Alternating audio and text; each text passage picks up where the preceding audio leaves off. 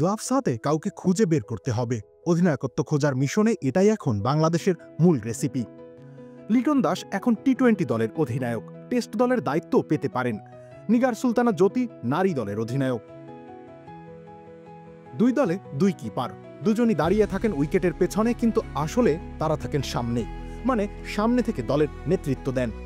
উইকেটের পেছন থেকে পুরো খেলা নিয়ন্ত্রণ করেন। অধিনায়কের দায়িত্ব যেখানে সবচেয়ে কঠিন, সেখানে ক্রিকেট মাঠে সবচেয়ে ক্লান্তিকর দায়িত্ব পালন করেন উইকেট রক্ষক।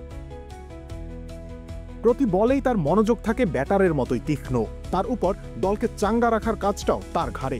মাঠে সবচেয়ে বেশি চিৎকার করেন যিনি, তিনি সেই উইকেট কিপারই।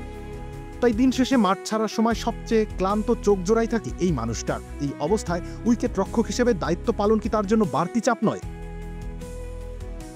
দায়িত্ব মানেই তো চাপ, সেই বাস্তবতা থাকবেই। তবে নিজের ফিল্ডিং পজিশনের জন্যই একজন উইকেট রক্ষকের গেম অ্যাওয়ারনেসের সুযোগ থাকে সবচেয়ে বেশি। ম্যাচটাকে তিনি অন্য যে কারো চেয়ে বেশি মনোযোগ দিয়ে অনুসরণ করতে পারেন।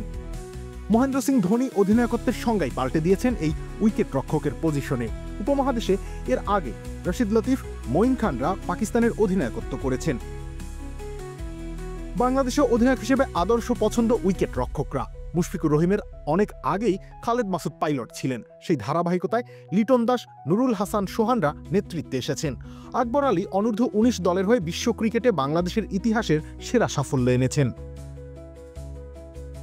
মহেন্দ্র সিং ধোনি 2007 সালে টি-20 বিশ্বকাপে দায়িত্ব নিয়ে ভারতকে এনে দিলেন শিরোপা। কালক্রমে তার অধীনে সকল আইসিসি ইভেন্টের শিরোপা জিতে নেয় ভারত। ধোনির সাফল্যের পর ধীরে ধীরে বদলাতে থাকে মানসিকতা। 2009 সালে শ্রীলঙ্কা কুমার সাঙ্গাকারাকে 3 ফরম্যাটে অধিনায়ক বানায়, যদিও টেস্টে কিপিং না করে শুধু নেতৃত্ব দিয়েছিলেন তিনি। সাঙ্গাকারা একবার বলেছিলেন, অধিনায়ক হলে দ্রুত মানুষের বয়স বাড়ে। ভারত শ্রীলঙ্কার ফর্মুলা অনুসরণ করে পরে পাকিস্তানও উইকেট রক্ষকের হাত ধরে পায় 2017 সালের চ্যাম্পিয়ন্স ট্রফির শিরোপা। অধিনায়ক ছিলেন উইকেট রক্ষক ব্যাটার সরফরাজ আহমেদ। বাংলাদেশও এখন সেই একই পথে হাঁটছে। লিটন দাস কিংবা নুরুল হাসান সোহানরা সাফল্য আনতে পারলেই কেবল সেই পথটা পৌঁছাতে পারে চূড়ান্ত গন্তব্যে। রবিউল ইসলাম রনি, খেলা 71।